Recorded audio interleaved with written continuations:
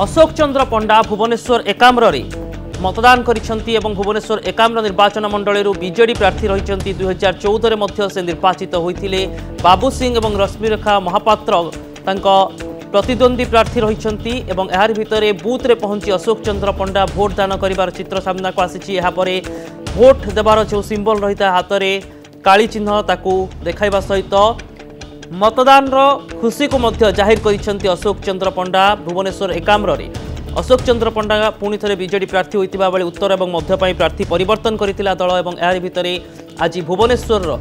लोकसभा समेत तमाम विधानसभा क्षेत्र पर मतदान जारी रही बेले अशोक चंद्र पंडा एठारू निजर मतदान अधिकार सब्यस्त कर चित्र भी सामना को आसुछि।